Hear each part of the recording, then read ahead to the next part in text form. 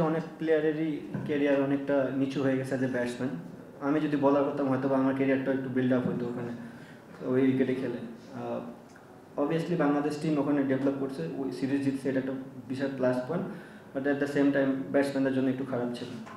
আমার মনে হয় না এখন এই মুহূর্তে ওই জিনিসটা আবার রিপিট হবে কিনা, বাট উইকেট লুক গুড যে একটা ইভেন্ট গেম হবে।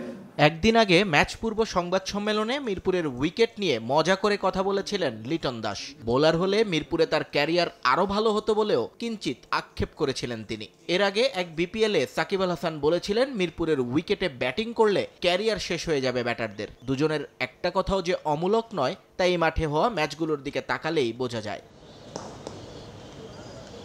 আধুনিক ক্রিকেটে যখন টি-20তে 200 রানও এখন অনেক কম ধরা হয়, সেখানে টেনে টুনে 150 রানের কোটা পার হলেই মিরপুরে বেশ নির্ভর থাকে দলগুলো। কারণ একটাই, এখানকার স্লো লো উইকেট। যদিও অনেকের দাবি স্লো উইকেটে হালকা গ্রিপ ধরা ছাড়া নাকি তেমন সুবিধা এখানে বোলাররাও পায় না, যদিও তাদের এই আকাশ কুসুম কাল্পনিক কথার প্রমাণ মেলে না বাস্তবে।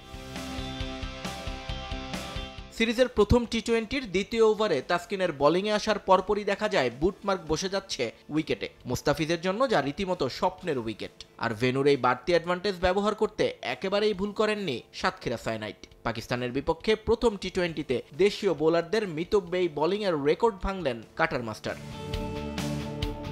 হোম অফ ক্রিকেটে কাটারের সঙ্গে গতির তারতম্যে তিনি নিজেকে প্রায় অস্পৃশ্য করে তোলেন এই ম্যাচে। তার বলে ব্যাট দিয়ে ছুতেই যেন হিমশিম খেয়েছে পাকিস্তানি ব্যাটাররা। 4 ওভারে তিনি রান দিয়েছেন মাত্র 6 আর উইকেট নিয়েছেন 2টা, ডট বল 18টা। টি-20-তে এর চেয়ে কম রান দেননি আর কোনো টাইগার বোলার। অবশ্য আগের রেকর্ডটাও ছিল তারই নামে। নেপালের বিপক্ষে 7 রানে 3 উইকেট নিয়েছিলেন তিনি বিশ্বকাপে। সেই একই ম্যাচে তানজিম সাকিবও সমান রানে নিয়েছিলেন 4 উইকেট। একই কীর্তি ছিল রিশাদ হোসেনেরও যুক্তরাষ্ট্রের বিপক্ষে। ক্যারিয়ারে এ নিয়ে টি-20 ফরম্যাটে 4 বার 10-এর কম রান খরচ করলেন মুস্তাফিজ। আইসিসির শীর্ষ দেশগুলোর কোনো বোলারের নেই এই রেকর্ড। সর্বোচ্চ 3 বার করে নিয়েছিলেন সাকিব, ভুবনেশ্বর এবং ইমাদ ওয়াসিম। মুস্তাফিজের এই রেকর্ডের দিনে আরও একটা ইতিহাস গড়েছে বাংলাদেশ ক্রিকেট দল। টি-20-তে প্রথমবারের মতো পাকিস্তানকে অল আউট করতে পেরেছে টাইগাররা। নিয়ন মোহাইমিন, সময় সংবাদ।